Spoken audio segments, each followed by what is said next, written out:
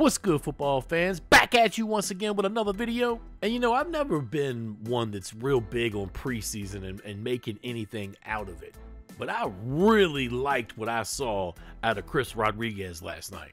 I mean, this guy, if he doesn't shake you and make you miss, I mean, the guy's got some sneaky speed and agility for a guy that, in my opinion, is a run-em-over type of running back. Most people, if you look at his film, you'll say, okay, this guy likes to run people over. Well, he also makes cuts and likes to run around people too. And of course, the main thing I like about him is his ability to find the hole and then run people over. The guy just has a nose for contact.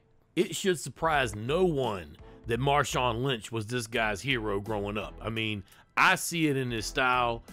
I don't think that he's as strong as a Marshawn Lynch, but the guy's a great downhill runner who can make some shifty moves. Kind of surprised me.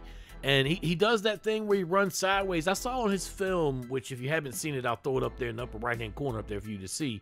But in his film on college, he did a lot of that, like where he would run sideways or, you know, he's just really, the first person is never going to bring this guy down. It's just rule of thumb with Rodriguez. The first guy is never going to bring him to the ground. And I know the guys in the SEC, the coaches over in the SEC are happy to see this guy go.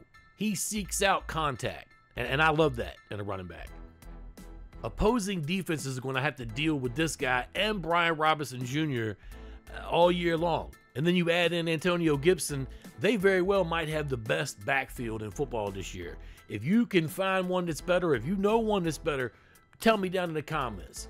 Because I'm going to tell you, Antonio Gibson, you know, I know he really hasn't struck gold yet on his situation, but he's going to be something special when they finally find a way to work him into the receiving game. But this guy, Chris Rodriguez Jr. and Brian Robinson Jr., that's two thunderbacks right there. That's two short yardage backs. But this guy, I'm going to tell you, he carried the ball 5 times in this game, and only one of them, that very last play right there, did he get under 5 yards in a carry. And as you see, he wasn't a willing participant going down right there. He actually took what some may have called, you know, a little bit of a cheap shot or a legal hit to the head there. Wow. Yeah, dude was definitely headhunting. I mean, I could stand to be corrected here, but isn't that illegal in the NFL now? I don't see a flag either. I'm almost certain that that's illegal. Definitely. Seeing more of Rodriguez really reaffirmed what I'd already thought, which is we're going to have an unbelievably deep backfield this year. Now, I know that there was a couple people that had commented on the last video I made, maybe even might have been over on Hog Saban, somebody had made the comment that Rodriguez was 100% nothing but insurance in case Brian Robinson Jr. gets hurt. And that could be true, but I just don't see how you could see a guy that runs like that can, you know, run over people, run around people, has been doing it for a few years now in the SEC. You can see a guy like that and know that he's been taking on top-tier competition in his collegiate career and know that he means business when he carries the ball, and you sit him on the bench and don't use him. I believe that him and Robinson Jr. are going to be a really good 1-2 combo, and that we're going to see more of Antonio Gibson out wide or split end or whatever the case may be. But Eric Bieniemy is going to have a good time finding all the little wrinkles and defenses to be able to use Antonio Gibson to pick teams apart.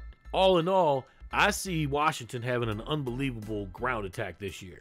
And yes, starting off, Rodriguez does look like some unbelievable insurance in case something were to happen to Robinson and maybe he would get an injury or whatever the case may be. But I'll put it like this, you can never have enough of a good thing.